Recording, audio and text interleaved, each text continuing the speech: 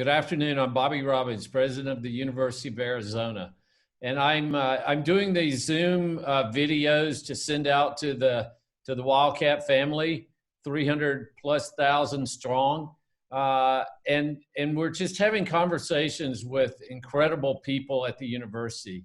One of the silver linings behind this incredible tragedy is that I've gotten to see even more up close and personal how important the individuals at the university are and how they are truly global experts and how they're all collaborating together to help us get through this crisis. Having a global perspective is so important for our students and their future careers, which is why we have put so much emphasis on being a global university.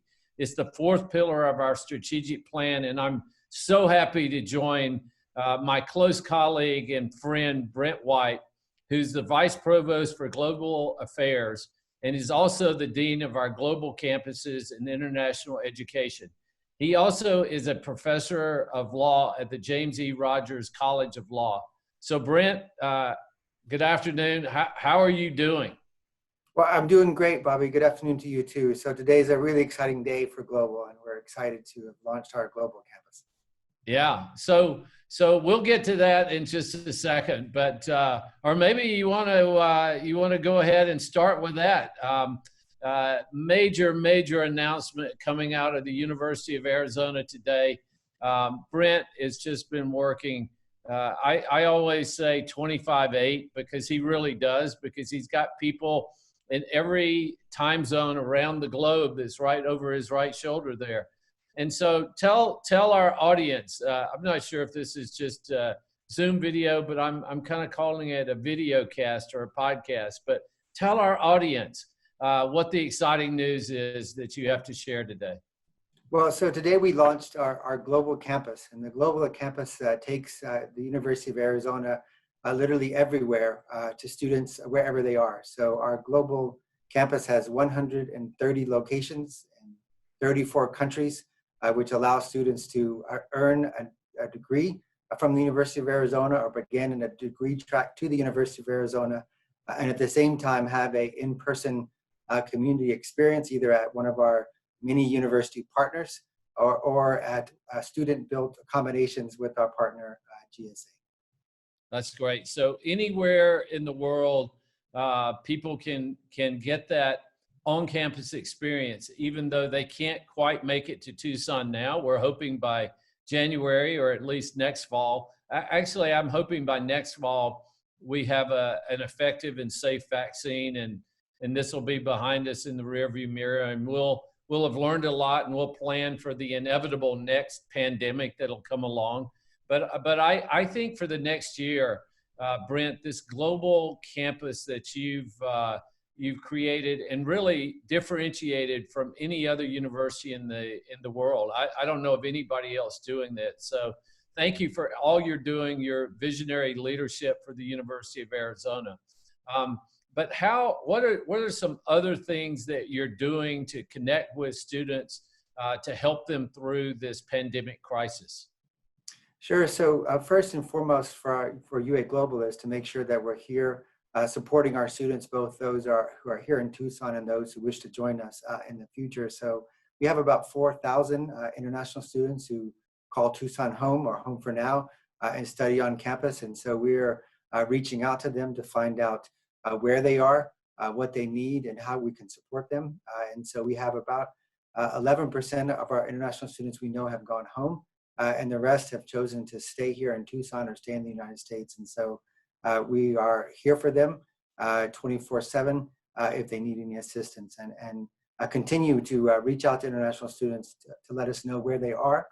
So we've made direct contact with about half of our 4,000 international students. And so if you're an international student listening to this podcast and haven't let us know where you are, please reach out to International Student Services. We want to know where you are. We want to know how you're doing and how we can help. And we want you to come to Tucson, but we've got many locations around the globe that we'd love to engage you at and provide the curriculum, the education, and the services that you deserve. But Brent, you've got a really big vision for the future of higher education and how to democratize it for the world. You've estimated that a university like the University of Arizona could not have 4,000 or 40,000 or even 400,000 students. We may have 1 million students worldwide, and building out these connections globally, getting our name out there, and particularly building out the delivery system and the infrastructure around online and remote and distance learning. So can you just expand on your big idea, the vision beyond the vision philosophy that you have? Sure. So this global campus is actually something we've been working on for many years as a way to reach students where they are. So there are literally hundreds of millions of students in the world who would benefit and would like to receive an education from top research universities such as the University of Arizona, but they simply lack access. They can't afford to come to Tucson. Maybe they can't get visas to come to Tucson, but there really is an access issue if the only thing we do is think that students are going to come to Arizona. We welcome them here, but if you want to serve the world, you need to go to where students are and you need to deliver in a local context. So the vision behind Global Campus is to build the world's largest network of global campuses. We've done that. No university comes close to our Global Campus network with already 130 plus locations, and we're still growing. And so the idea is that if you're in a developing country, you may not have reliable internet access. We've learned that here in Arizona, that not everyone has easy access to the internet. So we provide a location, usually on a college campus, but it could be at a purpose-built dormitory, a co-working space where students go. They can get access to the internet. They can have an in-person community, get both social support and academic support. And so we take the education to where students are. Part of that is to partner with others who can help us in terms of scholarships and bringing the price down to students to provide it also not only at a place where they can access, but also at a price they can afford. Part of our vision is to deliver in multiple languages. So that's the other big barrier. So as we think about the future, we should think about delivering in Chinese and Arabic, French, and Spanish, and multiple languages so that students have access to the content that we can deliver from the University of Arizona. Well, I'm one of your biggest fans, and I love your vision. It's also timely because you have been working on this for a decade, and I'm so glad you have, because now we're able to execute on this vision at a time when we really need it.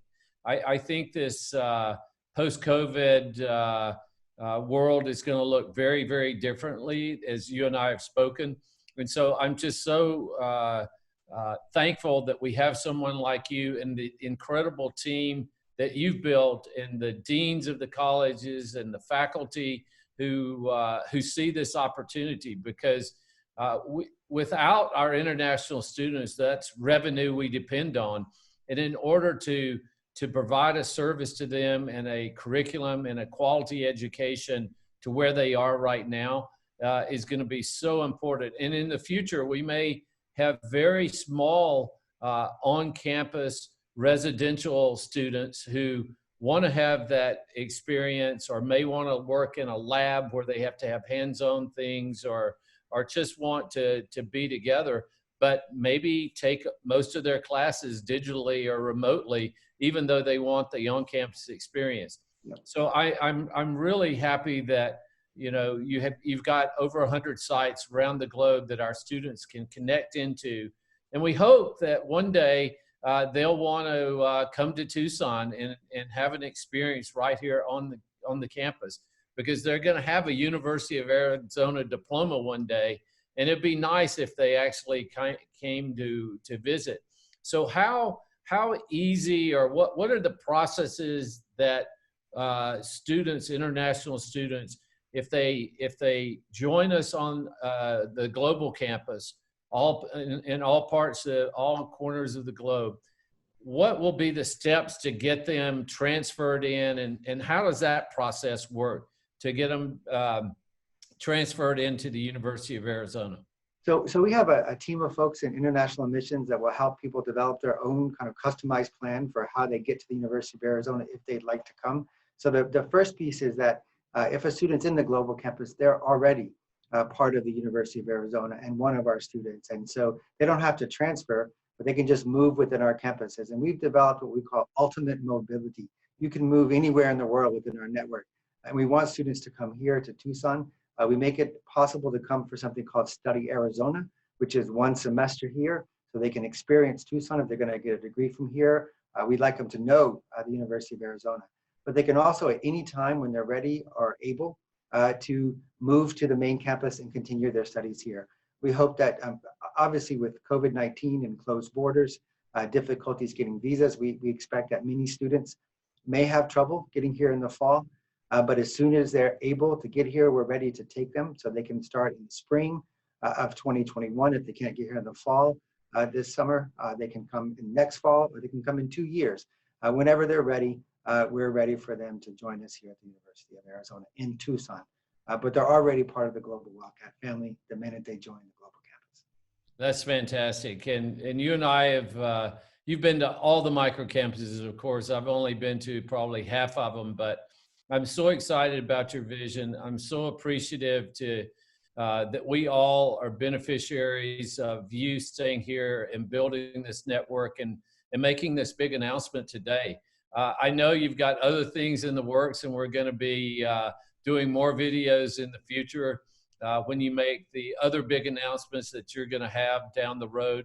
I know that the future is going to be being stronger in the distributed remote digital platforms, and as you said, partnering with others, because there's no way the University of Arizona, or any university for that matter, can go out and do bricks and mortar and have people in every place. But by selecting the proper strategic partners, I think this is going to be a tremendous success. So Professor Brent White, thank you for all that you do for the University of Arizona, for your vision, your big announcement that you made today. And I'm hoping that students and families all around the world will choose the University of Arizona as their destination for their university degree. So Brent, thank you again for all of your work and your friendship. Thank you, President Robbins. I really appreciate it, and I appreciate your visionary leadership and your believing in the possibilities for global. And it wouldn't be possible without your support, and also wouldn't be possible without the support of so many people on campuses. The deans have rallied behind this, department heads, people all across campus have really moved mountains in the past 3 weeks to make the global campus a reality. And I'm thankful to everyone who has pitched in. We're there, and we have a lot to do now to realize the vision. That's fantastic. So join us next time. If you've been enjoying these podcasts, as you know, we've got the all-stars of the all-stars that here at the University of Arizona who are doing things like Brent's doing around global education with a bold, big vision. And I love that it's aggressive and it's big and it's beyond aspirational, to people who are discovering the most highly effective test for antibodies against COVID-19, to our law professors, our business professors, our engineers. We're still doing great research around the areas of astronomy and in the environment. The climate change has kind of gone off the radar and been replaced by COVID-19. Many would say they're inextricably linked. So we're going to be prepared for whatever is next, and I am confident we'll get through this together, and we'll be a place that thrives. And so the University of Arizona is going to be a place that's going to be as safe as we can possibly make it for our students, our faculty, and our staff. We're going to test, we're going to trace, and we're going to treat. And I'm confident we'll all get through this together. So join me next time when there'll be another star, and Brent will be back very, very soon with another couple of very big announcements, and I can't wait until then. until the next time we get together, please stay safe, follow the rules, social distancing, wear masks when you go out, wash your hands, stay away from people until we tell you the coast is clear. But even when we tell you the coast is clear, be vigilant, pay meticulous attention to detail for the things to protect you and society as a whole, particularly your loved ones, safe from all of this. And we'll get a vaccine. My hope by next fall 2021, when we're talking about re-entering, that we'll have a vaccine available and that it'll be manufactured, distributed, and administered. That is a very aggressive timeline because it's really, 15 months. It would be very fast, but I think several groups, including the Oxford group, is making great progress around vaccine development. We just got to be able to get it distributed and administered in a timely way. But stay safe. We'll get through all of this together. And just always remember, bear down.